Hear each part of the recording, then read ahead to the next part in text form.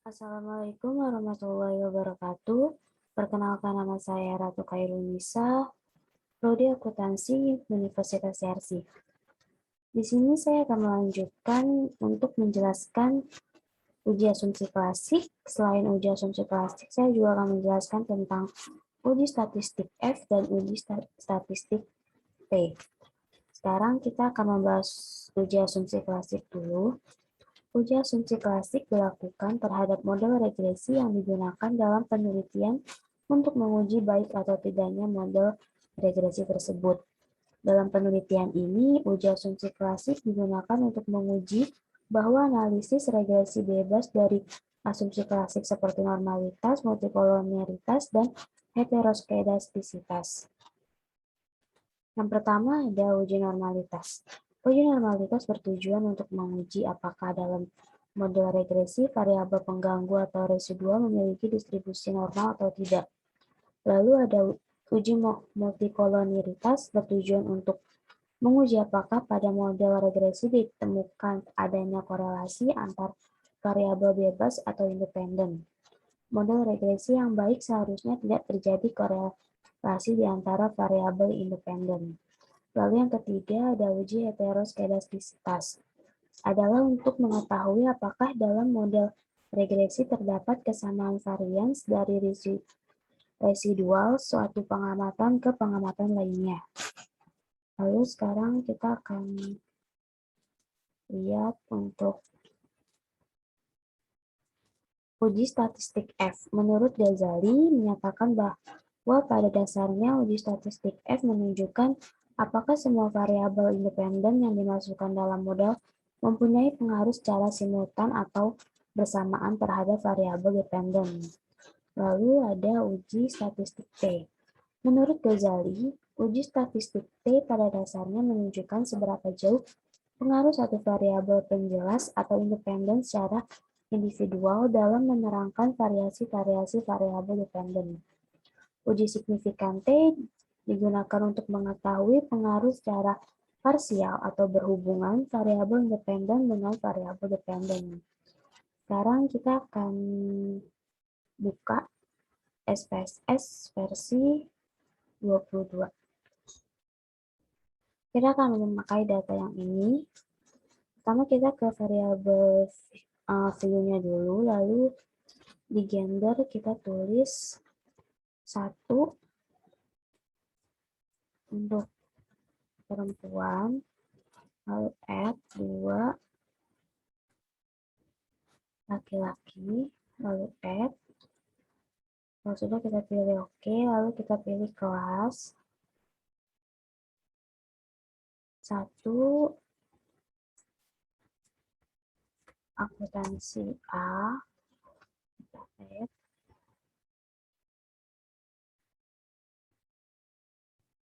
akuntansi A,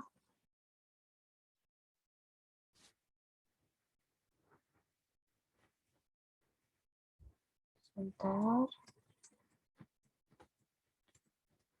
kita add, terus akuntansi 2 untuk akuntansi B, kita add lagi, lalu ketiga untuk akuntansi C.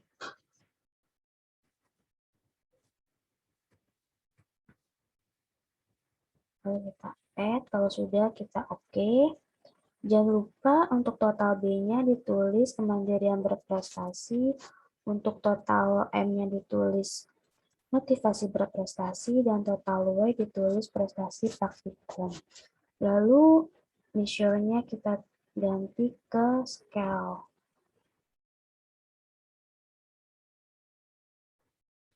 Kalau sudah, kita ke data view, lalu kita ke analyze, kita ke regression, linear. Untuk dependent kita isi dengan prestasi praktikum atau total Y. Dan untuk independen kita isi kemandirian belajar dan motivasi berprestasi. Kalau sudah, kita ke statistik, lalu kita checklist model fit, estimate, dan juga kita checklist ini. Kalau sudah, kita klik continue. Kita ke plots.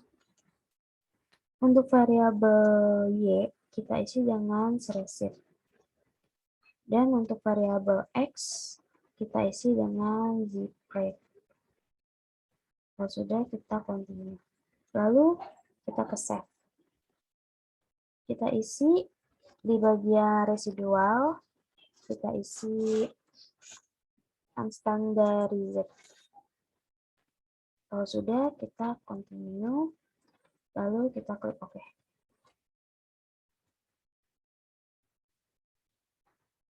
Nanti akan muncul tab baru atau output baru, munculnya seperti ini.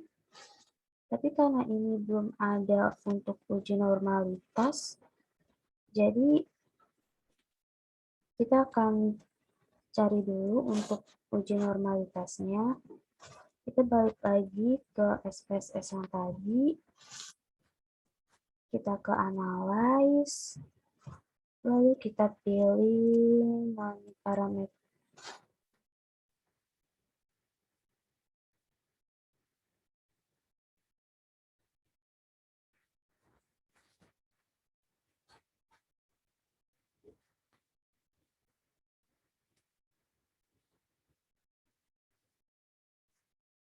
Oke, selanjutnya kita pilih analyze, lalu kita pilih non-parametric test, lalu kita pilih legacy dialog, lalu one sample QS. Kalau sudah di tes variabel list ini, kita pilih unstandarized. Kalau sudah, kita klik OK. Oke, nanti muncul tab atau output baru. Seperti ini. Yang pertama, kita akan coba untuk analisis uji normalitas. Uji normalitas kita lihat di part test. Kita lihat di signifikan totalnya. Jika lebih dari 5% atau 0,5, maka dikatakan normal. Atau sebaliknya, jika kurang dari 5% atau kurang dari 0,05, maka dikatakan tidak normal. Kan kita lihat signifikan totalnya. Di sini signifikan totalnya 0,074 atau 74%. Yang artinya 0,074 ini lebih dari 0,05 atau 74% ini lebih dari 5%, yang artinya ini dapat dikatakan normal. Jadi untuk data yang tadi kita pakai, uji normalitasnya ini dapat dikatakan normal. Lalu selanjutnya kita akan coba analisis untuk uji heteroskedastisitas. Kita lihat di charts ini, di scatter plots. Dikatakan tidak ada masalah pada hetero jika datanya itu menyebar. Jadi kita lihat di sini, rata-rata di sini menyebar, tidak saling tumpuk, tidak tindih-tindihan, tidak ada yang homo atau ya tidak tindih-tindihan, maka dikatakan tidak ada masalah pada hetero. Jadi untuk data ini tidak ada masalah untuk hetero karena di bagian chart scatter plots ini datanya menyebar, tidak tindih-tindihan. Lalu selanjutnya kita akan lihat multi-call. Kita lihat di tabel coefficients. Kita lihat di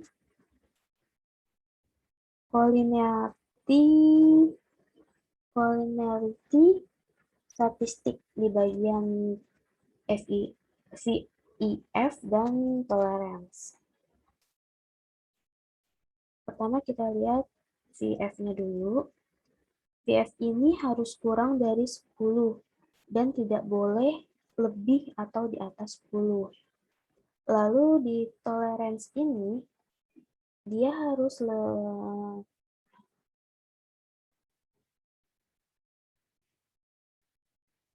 lebih dari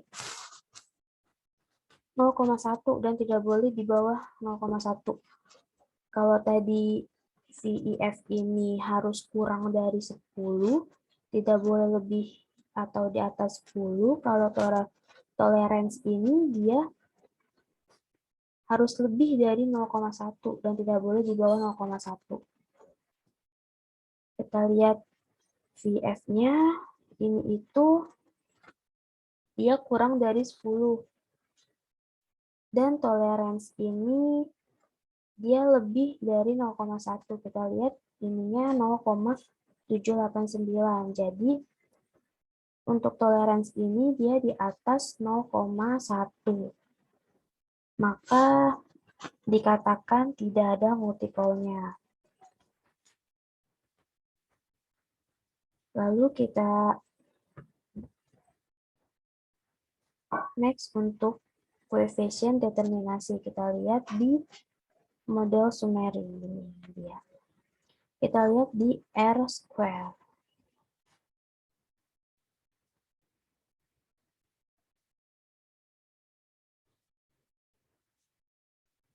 Nilai R-square ini 5 kok.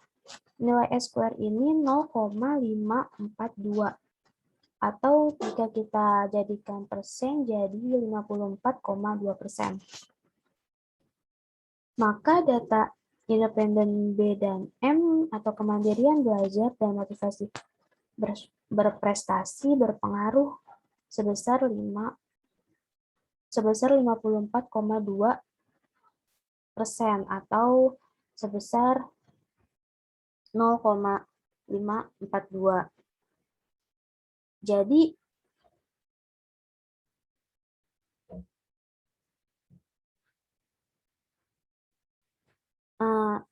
data R-square ini atau data independen B dan M untuk kemandirian belajar dan motivasi berprestasi berpengaruh sebesar 54,2% terhadap data dependen W atau data prestasi praktikum. Untuk 100% kan berarti masih ada sekitar 45,8%. Nah, data 45,8%-nya itu dia berpengaruh terhadap variabel lain yang tidak diteliti. Jadi untuk R-square ini dia berpengaruh terhadap prestasi praktikum dan sisanya 45,8% itu dia berpengaruh terhadap variabel lain yang tidak diteliti. Selanjutnya kita lihat uji F di tabel ANOVA.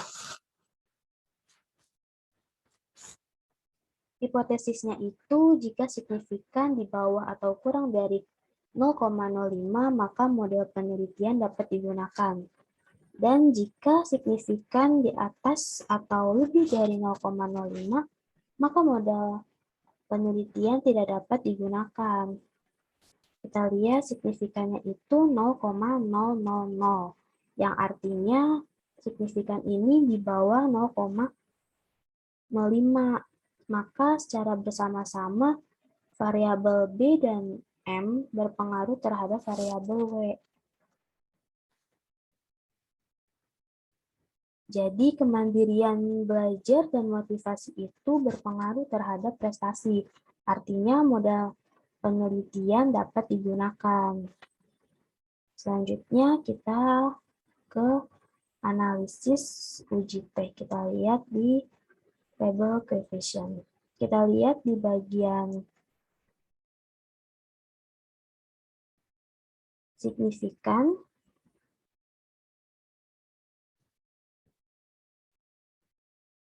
Dan kita lihat di bagian B.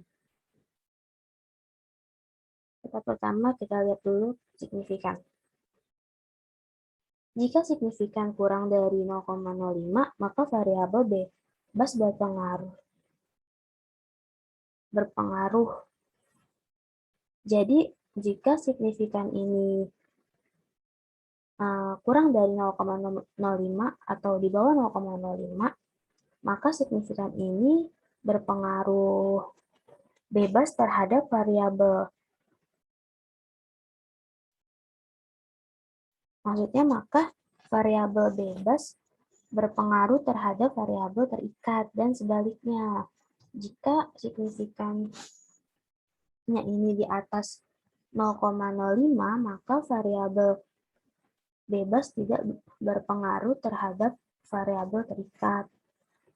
Jadi karena di sini signifikannya 0,000, artinya signifikan ini di bawah 0,05, maka variabel bebas berpengaruh signifikan terhadap variabel terikat. Lalu selanjutnya kita lihat yang di bagian B atau D ini. Jika kolomnya positif, artinya semakin besar motivasi, maka semakin tinggi prestasi. Dan jika semakin kecil motivasi, maka akan semakin menurun prestasinya. Karena di data ini, B-nya ini positif, artinya semakin besar motivasinya, maka semakin tinggi prestasinya.